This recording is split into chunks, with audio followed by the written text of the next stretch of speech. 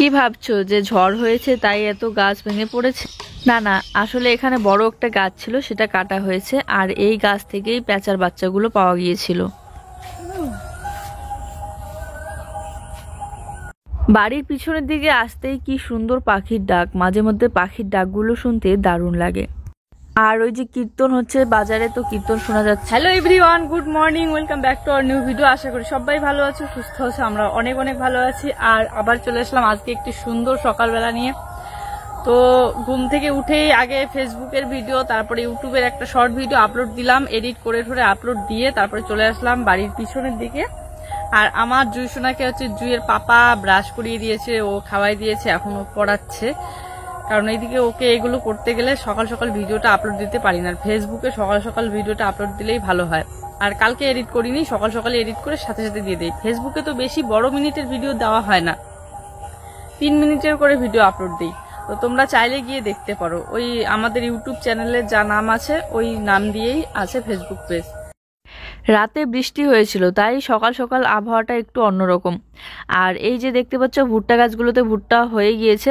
সেদিনকে দেখালাম ভুট্টা একটা নিয়ে গিয়ে, যে ভিতরে কিন্তু ভুট্টা হয়ে গিয়েছে, কিন্তু কিছু কিছু এখনো অনেক কচি আছে, যার ভিতরে এখনো ভুট্টা হয়নি ভালোভাবে।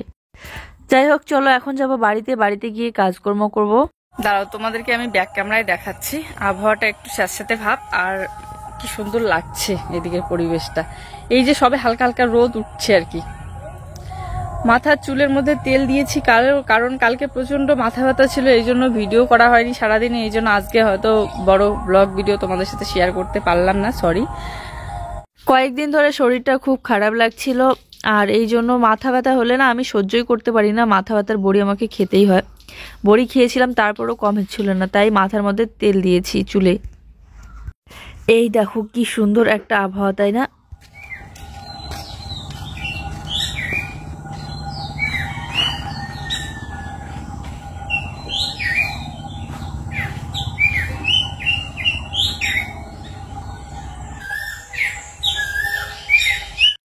বাড়ি আসার সময় দেখছিলাম কাঁঠাল গাছে কি সুন্দর পাখি দুটো ডাকছিল, তো সেটাই আমি দাঁড়িয়ে দাঁড়িয়ে খুঁজছিলাম পাখিগুলোকে। আর এই যে চলে আসলাম, এসেই বাসনপত্র মাজতে শুরু করে দিলাম। কয়েকদিন আগে আমার বেশি বাসন মাজতেই হতো না, দুটো একটা করে বাসন রান্না করতাম তবুও, কিন্তু এখন দেখো কতগুলো করে বাসন বের হয়। সকালবেলা একবার, দুপুরবেলা একবার, আবার হচ্ছে সন্ধ্যার দিকে একবার। একদিন 2 দিন হঠাৎ হঠাৎ বৃষ্টি শুরু হয়েছে, তো এখন চলতেই থাকবে 2-1 দিন পর পর। ঝড়ের দিন চলে আসলো, আর শুরু হয়ে যাবে কারেন্টের অত্যাচার, মানে কারেন্ট এই যাবে এই আসবে।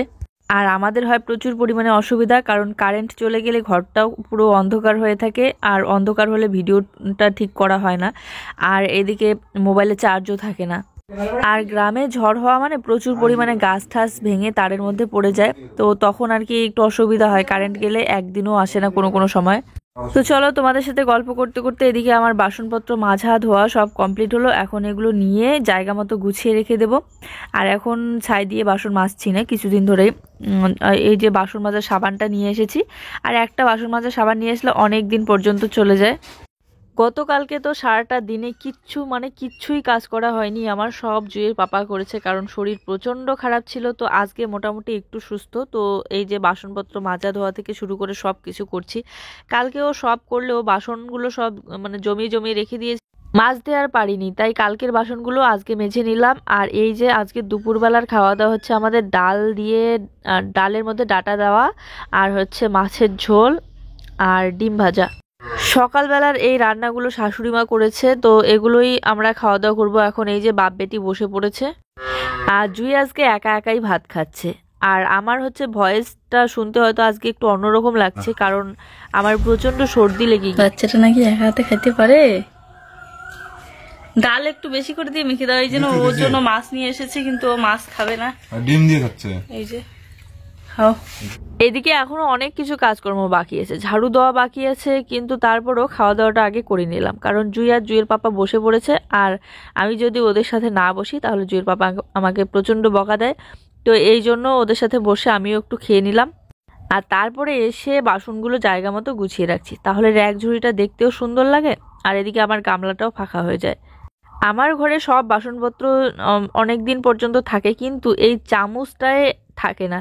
কতগুলো করে চামচ নিয়ে আসি মেলাবাড়ি থেকে, কিন্তু এই যে দেখো মাত্র 2-3টা চামচ আছে। কারণ জুই সারাক্ষণ চামচ দিয়ে খেলে, ও ওই যে খেলনা দিয়ে খেলার থেকে এই চামচ বাটি বাসন এগুলো দিয়েই খেলে বেশি ছোটবেলা থেকেই। এই জন্য ওকে বেশিরভাগ খেলনা আমরা কিনে দিতাম না, কারণ খেলনা কিনে দিলে পরে 2-1 দিন খেলবে তারপরে ফেলে দেয়। তো যাই হোক, এখানে বইয়ের ব্যাগটা ছিল, তো বইগুলো ব্যাগের মধ্যে গুছিয়ে রেখে এখন বিছানাটা একটু ঝাড়াঝাড়ি করে রাখবো। আর সকাল সকাল তো ভাত খেলামই, পেটটা ভরাই আছে, 3জনেই খেয়েছি যেহেতু, তাই দুপুরবেলা রান্নাটা একটু পরেই আমি বসাবো।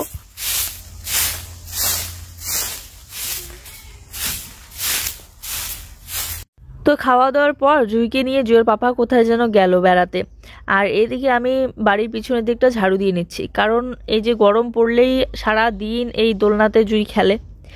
তো এই জায়গাটা পরিষ্কার থাকলে মশা মাছি একটু কম হবে আর ভালোও লাগে। আমরাও মাঝে মধ্যে বসি এখানে এসে, তো ভাবলাম একটু ঝাড়ু দিয়ে পরিষ্কার পরিচ্ছন্ন করে রাখি।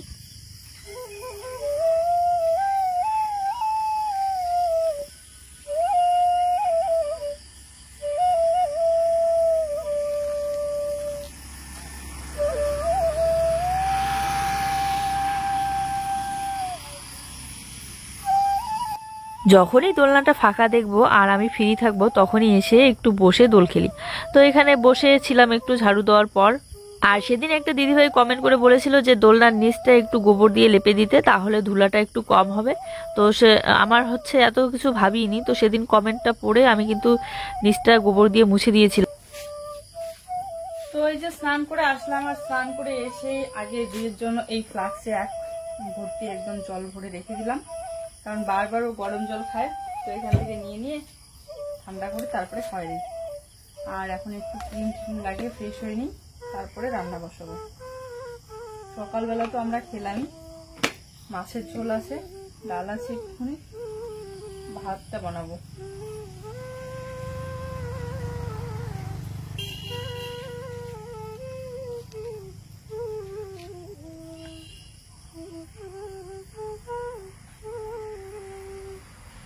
ক্রিম মুখে লাগানোর পর হাতে পায়ে একটু বডি অয়েল মেখে নিলাম। তো আমার তো স্নান হয়ে গেল, এখন জুইসোনাকে স্নান করানো বাকি। তো ওর জন্য এখানে গরম জল আর ঠান্ডা জল মিক্স করে নিচ্ছি, কারণ গরম জলটা একদম ঠান্ডা করতে অনেকটা সময় লেগে যাবে। আর যেহেতু একটু বেশি পরিমাণে গরম করে রেখে দিই, এই উনুনের মধ্যে বসিয়ে রেখে দিই, খুব গরম হয়ে থাকে আর সারাটা দিন চলতে থাকে এই গরম জলই। তো এই যে বন্ধুরা, ভাত বসিয়ে দিয়েছি প্রেসার কুকারে। যেহেতু সকালবেলা একবার খেয়েছি, তো দুপুরবেলার জন্য শুধু অল্প করে চাল বানিয়ে নিচ্ছি, তাই প্রেসার কুকারেই বসিয়ে দিলাম। তো আসলে গ্যাস সিলিন্ডারটা ভরানো হচ্ছে না, তার কারণ একবার যদি সিলিন্ডার ভরিয়ে নিয়ে আসি তখন আর আমাকে এই উনুনে কষ্ট করে রান্না করতে একদমই ইচ্ছে করবে না। আর এই যে দেখতে পাচ্ছ কত মোটা মোটা লাকড়ি, এখনই যে লাকড়িটা দেখালাম, এই মোটা লাকড়িগুলোর জন্যই ধরাইতে একটু অসুবিধা হয়। কারণ কয়েকদিন আগে বাঁশের যে ছোট ছোট সরু সরু লাকড়িগুলো ছিল সেগুলো দিয়ে কিন্তু খুব সুন্দর ধরতো। আর এই মোটা লাকড়ি এই কাগজের টুকরা দিয়ে ধরানো, পাটকাঠি থাকলে তাও হতো, এই জন্য আর কি সময় লাগে। মারো তো।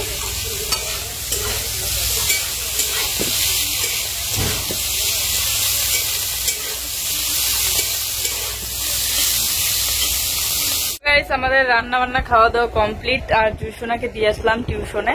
আর এখন একটু রেডি হব, রেডি হয়ে একটা রিলস বানাবো। মাঝে মধ্যে একটু রেডি সেডি হয়ে রিলস বানাতে ভালো লাগে।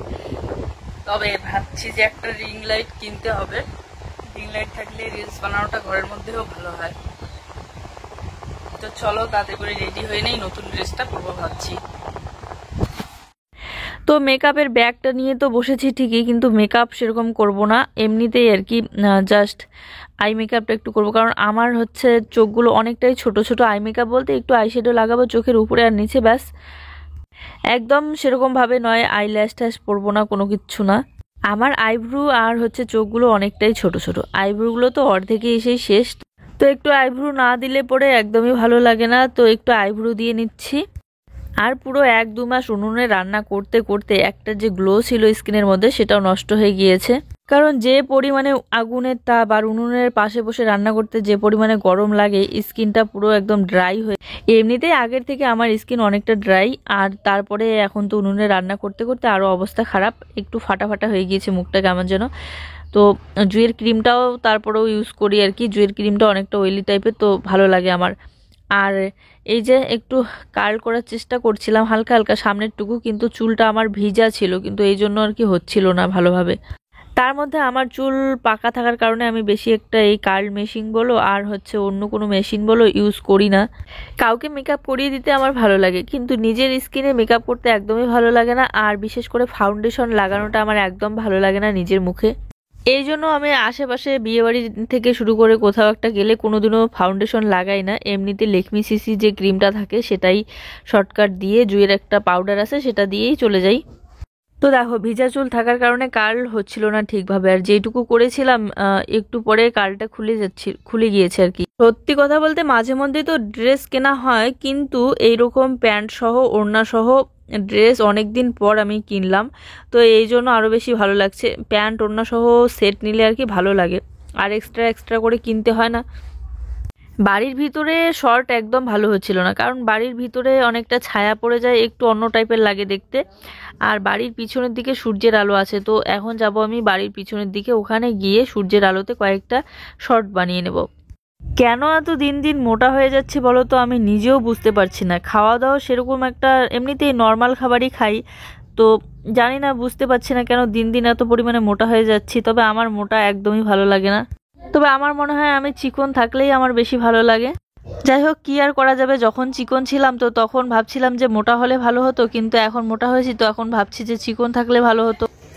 উনুন ধরিয়ে দিলাম, উনুন ধরিয়ে দিয়ে এখন আটাগুলো মেখে নিচ্ছি, আটা সেরে তারপর রুটি বানাবো। আর দুধ জাল দিয়ে নিলাম, দুধ রুটি খাবে আর আমরা করলা ভাজা করবো। সেদিন ও কোথা থেকে যেন 2টা কাঁঠাল নিয়ে এসেছিল, একদম ছোট ছোট কাঁচা কাঁঠালগুলো, এঁচোড় যেগুলোকে বলে, আমরা বলি কাঁঠাল কিন্তু অনেকে এঁচোড় বলে। তো একটা সেদিন ও নিজেই রান্না করেছিল, আর একটা আছে, তো ও বলছে যে রুটি দিয়ে নাকি এঁচোড়ের রান্না খাবে। এই রাত্রিবেলা ও এঁচোড় ভালো করবে, রান্না করবে। তো আমার কাজটা আমি করে নিচ্ছি, রুটি বানিয়ে নিচ্ছি। আমি তো করবো না, কারণ রুটি বানিয়ে আমাকে বাচ্চাকে খাওয়াতে হবে, অনেকটা সময় লেগে যাবে। তো এই যে আমাদের এঁচোড় দিয়ে আলু রান্না হয়ে গিয়েছে, জুয়ের পাপা বানিয়ে নিয়েছে, আর দারুণ স্বাদ হয়েছিল আজকে এঁচোড়ের সবজিটা। চলো আজকের ভিডিওটা এই পর্যন্তই, সবাই ভালো থেকো, আমরা এখন রুটি দিয়ে খাবো।